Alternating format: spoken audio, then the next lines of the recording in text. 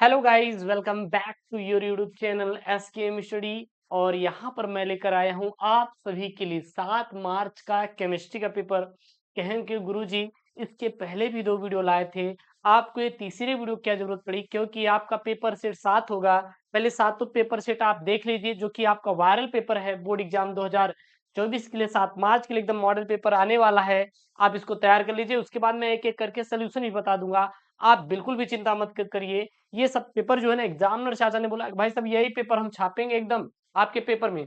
और देख लीजिएगा, जितना भी मैं आपको पेपर सेट प्रोवाइड कराऊं, हर एक क्वेश्चन आपको मिलेगा बोर्ड एग्जाम में, वो भी 7 मार्च के लिए। सारे क्वेश्चन को आपको घोल कर पीना है, ठीक है ना। एक भी क्वेश्चन छूटेगा नहीं आपका। ये 70 नंबर का जो पूर्णांक है, इसमें केवल आपको 23 नंबर आपको पास होने के लिए चाहिए। कितना चाहिए?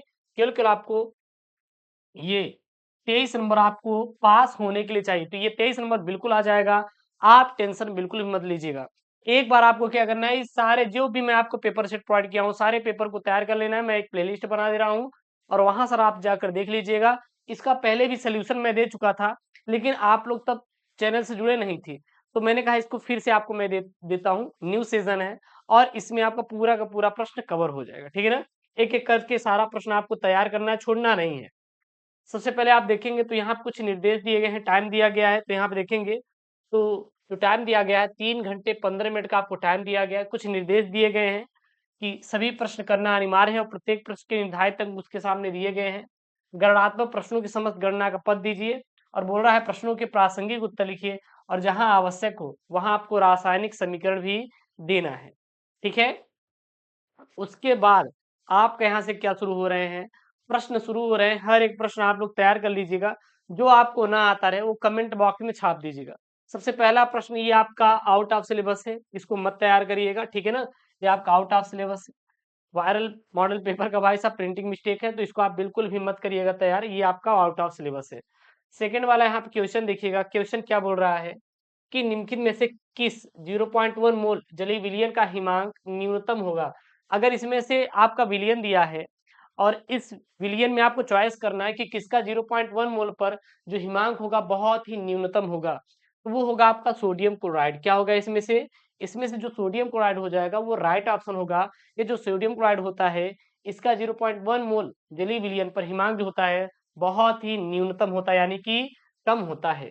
ग वाला प्रश्न है, वेग स्थिरांक का यदि हम लोग ताप बढ़ा दें, अगर हम लोग ताप बढ़ा दें तो वेग स्थिरांक ताप बढ़ाने पर क्या होगा, हमेशा और हमेशा बढ़ता है। अगर हम लोग वेग स्थिरांक का ताप बढ़ा दें तो हमेशा और हमेशा क्या होगा, बढ़ता है। अगर हम लोग ताप घटा दें, यदि हम लोग ताप को क्या करें, घटा दें, तो क्या हो जाएगा, घट जाएगा। ताप बढ़ाने पर वेग स्थिरांक मान बढ़ता है, ताप घटाने पर वेग स्थिरांक मान घट जाता है। तैयार कर लीजिएगा एकदम, वायरल वाला ये आपका मॉडल पेपर है। हर आपको प्रश्नों को तैयार करना है, छोड़ना नहीं है, एक भी आपका छूटना नहीं चाहिए। अगर एक भी आप प्रश्न मिस्टेक किए, समझ लीजिए कि आपका कल्याण हो जाएगा। फिर आप बोर्ड में क्या लिख कर आओगे, क्या लिख के आओगे, आपके पास टाइम बिल्कुल भी नहीं है। 7 मार्च के दिन यही आपको छाप कर आना है। यहाँ पे सबसे पहला यहाँ पे प्रश्न है फिर घ वाला, निम्नलिखित में से कौन मोनोसैकेराइड है। तो जो सर फ्रैक्टोज होता है, ये हमारा क्या होता है, मोनोसैकेराइड होता है। फ्रैक्टोज क्या होता है, मोनोसैकेराइड होता है। उसके बाद यहाँ पेंगा वाला, जब एसिटिक अम्ल को P2O5 यानी कि फास्फोरस पेंटॉक्साइड, इसको क्या बोलते हैं, फास्फोरस फास्फोरस पेंटा ऑक्साइड, ठीक है। इसको फास्फोरस पेंटॉक्साइड बोला जाता है। जब फास्फोरस पेंटॉक्साइड के साथ गर्म किया जाता है तो निम्नलिखित में से कौन सा यौगिक प्राप्त होगा। तो वो जो प्राप्त होता है, जब एसिटिक अम्ल को हम लोग फास्फोरस पेंटॉक्साइड के साथ गर्म करते हैं, तो हमेशा हमेशा CH3CO का होल ट्वाइस और डॉट O प्राप्त होता है। क्या प्राप्त होता है, डॉट O प्राप्त होता है। अगला यहाँ पे च वाला प्रश्न है। च वाला प्रश्न देखिए क्या बोल रहा है, आप बोल रहा है एमाइड का एमीन में परिवर्तन निम्नलिखित में से किस अभिक्रिया द्वारा किया जाता है। जो एमाइड होता है, इसका हम लोग जो एमीन में परिवर्तन करते हैं, एमाइड का अगर हम लोग एमीन में परिवर्तन कर रहे हैं तो वह किस अभिक्रिया के फलस्वरूप होता है, के द्वारा होता है। तो होता है हाफमैन ब्रोमाइड अभिक्रिया। कौन है, हाफमैन ब्रोमाइड अभिक्रिया के द्वारा होता है। किसका, एमाइड का एमीन में परिवर्तन। एमाइड का एमीन में परिवर्तन किसके द्वारा होता है, तो ये आपका हाफमैन ब्रोमाइड अभिक्रिया के द्वारा होता है, याद कर लीजिएगा, ठीक है ना। उसके बाद अगला यहाँ पे प्रश्न है, अब यहाँ पे आपके अति लघुत्तरीय प्रश्न है, ये आपके क्या है, अति लघुत्तरीय प्रश्न है। दूसरा क है, ये आपका आउट ऑफ सिलेबस है, इसको मत तैयार करिएगा, ये आपके पेपर में नहीं आएगा, ठीक है ना। ये मिस्टेक से छप गया है, इसको हम निकलवा दिए हैं इसलिए। था वाला यहाँ पे राउल्ट के नियम को परिभाषित कीजिए, उसकी सीमाएं लिखिए, मतलब जो राउल्ट का नियम होता क्या है और इसकी कौन कौन सी सीमाएं होती हैं, आपको ये लिखना रहेगा। उसके बाद ग नंबर वाला यहाँ पे प्रश्न है, कोलराउस का क्या है, कोलराउस, कोलराउस के नियम को समझाइए और इस नियम के दो अनुप्रयोग भी लिखिए। कोलराउस का नियम क्या होता है, ये आपका इंपॉर्टेंट वाले प्रश्न है, ये सब आपके इंपॉर्टेंट वाले हैं, आप लगा लीजिए। ये भी आपको पता होगा कि वास्तविक विलयन और कोलाइड विलयन के उदाहरण सहित आपको विभेद उत्पन्न करना है। जो विलयन आपका चैप्टर है, अगर वहां से एक प्रश्न बना तो विलयन, विलयन टाइप ऑफ विलयन आपको पता होगा, आभासी विलयन और वास्तविक विलयन क्या होता है, कोलाइड विलयन और वास्तविक विलयन, ये आप तो पढ़े ही होंगे। उसके बाद अगला जो प्रश्न आएगा यहाँ पे तीसरा का क, ये भी आपका आउट ऑफ सिलेबस है, इसको मत तैयार करिएगा। थ वाला यहाँ पे इसका आपको आईपीएससी नाम आपको तैयार कर लेना है। ये दोनों का आईपीएससी नाम मैंने कल ही आपको बताया था, एक ही वीडियो में केवल 28 आईपीएससी नाम बताया था। अगर वो आप आईपीएससी नाम तैयार कर लिए तो आपका काम हो जाएगा। आप अगर जो केवल मैंने आईपीएससी नाम पर वीडियो बनाया था जाएंगे देखेंगे तो ये आपको दोनों वहां पर मिल जाएगा, ये आपको दोनों आईपीएससी नाम वहां पे देखने मिल जाएगा। आप जाइए उसी वीडियो के माध्यम से उसको आप तैयार कर लीजिए, ठीक है ना। उसके बाद है न्यूक्लिक अम्ल से आप क्या समझते हैं, उदाहरण दीजिए। ये सर हमारा जैव अणु से बना हुआ प्रश्न है, कहाँ से, जो जैव अणु आपका चैप्टर है वहां से ये बना हुआ प्रश्न है, जैव अणु से। उसके बाद अगला यहाँ पे है आपका, देखिए घ वाला प्रश्न कि पी ब्लॉक क्या है और पी ब्लॉक तत्वों को क्यों कहते हैं, यानी जो पी ब्लॉक क्या होता है, यानी कि ऐसे तत्व जिनके जो इलेक्ट्रॉन होते हैं, अंतिम इलेक्ट्रॉन पी उपकोष में प्रवेश करते हैं, उसे हम लोग पी ब्लॉक के तत्व कहते हैं, पी ब्लॉक के तत्व कहते हैं, ठीक है ना। जब जो इलेक्ट्रॉन, जो अंतिम इलेक्ट्रॉन होता है, जब वो हमारे पी उपकोष में, पी ब्लॉक में प्रवेश करता है तो उसे हम लोग पी ब्लॉक के तत्व कहते हैं, और इसको उदाहरण भी आप दे सकते हैं। उसके बाद चौथा क है यहाँ पे, एक सेल है जो कि 298 केल्विन पर नष्ट समीकरण आपको लिखना है और उसका ईएमएफ यानी कि इलेक्ट्रोमोटिव फोर्स की गणना करना है। यहाँ पे आपको ई नॉट सी यू का मान दिया है यहाँ पे, ठीक है ना, और एम जी का मान दिया है, और ये भी आपको यहाँ पे दिया है, इसका आपको निकालना है नष्ट समीकरण। उसके बाद ख वाला है, ये आपका आउट ऑफ सिलेबस है, इसको आपको तैयार करने की बिल्कुल भी जरूरत नहीं है, इसको मत तैयार करिएगा, लेकिन ये आपको रटना है, आपको रटना है, और ये भी आपको रटना है, ये दोनों आपको रटे रहने चाहिए। है क्या यहाँ पे, प्रयोगशाला में एथिल अमीन की विधि का वर्णन कीजिए, बनाने की विधि का वर्णन कीजिए और संबंधित अभिक्रिया के समीकरण भी आपको लिखना है, और एथिल एमाइड एमीन से एसिटिक अम्ल हम लोग कैसे बनेंगे, मतलब कि प्राप्त किया जाता है, इस पर भी आपको संक्षेप में टिप्पणी लिखना है, ठीक है। उसके बाद यहाँ पे अगला प्रश्न है जो, वो है आपका ग्लूकोज, ग्लूकोज का संरचना का सूत्र लिखिए। भाई साहब ये इंपॉर्टेंट है, ये इंपॉर्टेंट है और आपके पेपर में आता है। टॉलेन अभिक्रमण के साथ जब ग्लूकोज कैसे क्रिया करता है, आपको रासायनिक समीकरण भी आपको लिखना है, तो ये आपको याद होना चाहिए। जो भी मैं आपको यहाँ पे दे रहा हूँ आपको तैयार होना चाहिए भाई साहब। अब आपके पास टाइम नहीं है, लास्ट टाइम है, और इसी लास्ट टाइम में सर हमें पूरा का पूरा नंबर क्या करना है, स्कोर करना है, कुछ भी हो जाए। पांचवा का यहाँ पे क्वथनांक का उन्नयन क्या होता है, समझाइए कि ग्लूकोज के 12 ग्राम को 100 ग्राम जल में घोला जाता है और इस विलयन का क्वथनांक 100.34 डिग्री सेल्सियस है। जल के लिए केआर तथा के की आपको मोल में निकालना है। ये आपका 4 नंबर में बना हुआ प्रश्न है, ये आपके न्यूमेरिकल है, ये आपके सवाल है, क्या है आपके सवाल है, और ये भी सवाल है और ये भी सवाल है। देखिए यहाँ पे साम्य स्थिरांक तथा वेग स्थिरांक में अंतर समझाइए, और प्रथम कोट की एक अभिक्रिया में 50 सेकंड में पदार्थ की सांद्रता प्रारंभिक सांद्रता की आधी रह जाती है, इसके वेग स्थिरांक की आपको क्या करना है, गणना करना है, वेग स्थिरांक क्या करना है, गणना करना है। तो एक ये इंपॉर्टेंट वाला आपका सवाल है और ये आपको रटा रहना चाहिए। जो भी मैं आपको यहाँ पे लिखवा रहा हूँ आपको रट के ही जाना है एग्जाम देने के लिए। उसके बाद ये आपका संक्रमण धातुओं के अभिलक्षण और संक्रमण धातु क्यों कहलाते हैं, ये आपको चौथा वाला लिखना है, एक इंपॉर्टेंट वाला है, और ये तो मोस्ट इंपॉर्टेंट वाला ही है यार।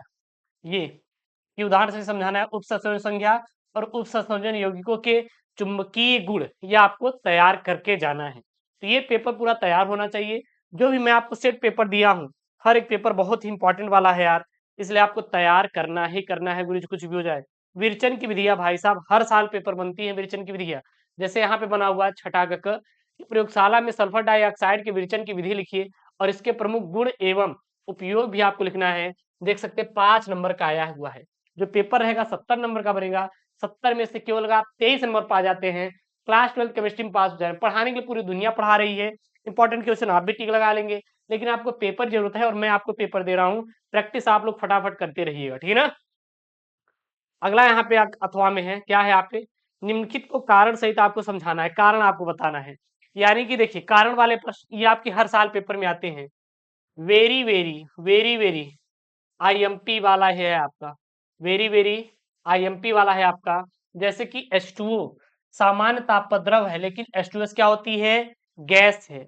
आपको बताना है आखिरकार ऐसा क्या रीजन है कि H2O सामान्य ताप पर द्रव होता है, लेकिन जो H2S होती है क्या होती है, गैस होती है। उसके बाद अगला यहाँ पे, फ्लोरीन कोई धनात्मक ऑक्सीकरण अवस्था प्रदर्शित क्यों नहीं करता, ऐसा क्या कारण है कि जो फ्लोरीन है ये कभी भी धनात्मक ऑक्सीकरण अवस्था को प्रदर्शित नहीं करता। थर्ड वाला है, फास्फोरस की तुलना में नाइट्रोजन अपेक्षाकृत निष्क्रिय होता है, ये भी आपको बताना है। मैं इसका सोल्यूशन आपको link in the description box में डाल दे रहा हूँ, जाके आप लोग पढ़ लीजिएगा। उसके बाद चौथा है, समूह 15 के तत्वों के सभी हाइड्राइडो में BiH3 सबसे प्रबल अपचायक है और उत्कृष्ट गैसों का क्वथनांक कम क्यों होता है। इन सब पर आपको क्या करना है, कारण सहित स्पष्ट करना है। ओके, क्लियर है ना। अगला देखिए यहाँ पे आपका ख वाला देखिएगा, यहाँ पे है आपका ईथर का एल्किल हाइलाइड से विचलन की विधियां रासायनिक समीकरण सहित आपको लिखना है, ठीक है ना। और फ्रीडल क्राफ्ट अवक्रिया तथा नाइट्रिकन अवक्रिया का एक समीकरण दीजिए। ये 5 नंबर का है, 5 नंबर चाहिए, दोनों आप एक में ले लीजिए 2.5 नंबर का, या फिर मान लीजिए नहीं आ रहा है तो आप नीचे वाला कर सकते हैं पूरा पूरा। देखिए नीचे क्या बोल रहा है वो, नीचे ये बोल रहा है गुरु कि कैसे प्राप्त करेंगे, कैसे प्राप्त करेंगे। देखिए क्या, कैसे प्राप्त करेंगे, एथिल क्लोराइड को से ईथर, फिनॉल से बेंजीन, एथेनॉल से एथीन, और फिनॉल से पिक्रिक अम्ल, और आइसोप्रोपिल अल्कोहल से एसीटोन आप लोग कैसे प्राप्त करेंगे। ये आपका 5 नंबर का बना हुआ प्रश्न है, जो कि क्या है गुरु, बहुत ही इंपॉर्टेंट है, बहुत ही क्या है आपका, इंपॉर्टेंट है। उसके बाद सातवां यहाँ पर देखिए, सातवां क्या बोल रहा है यहाँ पे, इलेक्ट्रॉन रागी प्रतिस्थापन अभिक्रिया क्या है, क्लोरोबेंजीन के हैलोजन हैलोजन नाइट्रीकरण तथा सल्फोनेशन की इलेक्ट्रॉन रागी प्रतिस्थापन अभिक्रिया का आपको रासायनिक समीकरण सहित आपको बताना है। यह 5 नंबर का आया हुआ है। अथवा में आप देखिए, अथवा में आप क्या लिख सकते हैं, क्या होता है जब, क्या होता है जब, ये आपका 5 नंबर का है, क्या होता है जब। अब देखिए यहाँ पे 5 प्रश्न बनेंगे, क्या होता है जब में 5 प्रश्न बनेंगे। देखिए पहला यहाँ पे प्रश्न बना हुआ है कि एथिल ब्रोमाइड से, एथिल ब्रोमाइड सोडियम एथॉक्साइड से क्रिया कराते हैं, क्लोरोबेंजीन से नाइट्रिक अम्ल से क्रिया करता है। क्लोरोबेंजीन को सोडियम, जलीय सोडियम हाइड्रोक्साइड के साथ 623 केल्विन तथा 300 वायुमंडलीय दाब पर गर्म करते हैं। और चौथा यहाँ पे क्लोरोबेंजीन सल्फ्यूरिक अम्ल के साथ अभिक्रिया करता है। और पांचवा है एथिल क्लोराइड को जलीय KOH पोटेशियम हाइड्रोक्साइड के साथ क्या करते हैं, गर्म करते हैं। तो ये आपको एकदम रट लेना है, मतलब छोड़ना नहीं है सर, सर छोड़ना नहीं हमें, हर एक सवाल हमें करके आना है। उसके बाद ख नंबर वाला यहाँ पे लास्ट प्रश्न है, लास्ट प्रश्न बोल क्या रहा है, एल्डिहाइड बनाने के 2 विधियों तथा रासायनिक समीकरण देते हुए लिखिए कि टॉलेन अभिकर्मक एवं फैलिंग विलयन के साथ इसकी रासायनिक अभिक्रिया आपको लिखना है। 5 नंबर का बना हुआ है। अथवा में आप लिख सकते हैं, वर्णन करना है कैनिजारो अभिक्रिया और क्रॉस एल्डोल्ड संघनन। तो ये जो मैंने यहाँ पे क्वेश्चन बताए हैं, ये जो पेपर मैंने क्वेश्चन को लिया है, ये सारे के सारे क्वेश्चन आपका 7 मार्च के अकॉर्डिंग ही बनाया गया है। कितना, 7 मार्च जो आपका पेपर है केमिस्ट्री का ना, आप तैयार करके जाइए यार, और पूरा छाप कराइए, अपने ऊपर कॉन्फिडेंस रखिए कि हाँ सर मैं कर सकता हूँ, मैं किसी से डरता नहीं, हम किसी से डरते नहीं, और हम पूरा करके आएंगे गुरुजी, कुछ भी हो जाए। और यही जब आपके अंदर कॉन्फिडेंस रहेगा ना, तब देखिएगा यार पूरा नंबर आप लेकर आओगे यार। आप बिल्कुल मत डरा करो, बिल्कुल किसी से चिंता नहीं करनी है, बिल्कुल मतलब भय पैदा करना ही नहीं है सर, हम बस जाएंगे करके आएंगे। और ऐसी वीडियो चाहिए तो प्लीज यार चैनल को सब्सक्राइब करिए और वीडियो को लाइक जरूर कर दीजिए। मिलते हैं नेक्स्ट वीडियो में दोस्तों, थैंक यू, जय हिंद।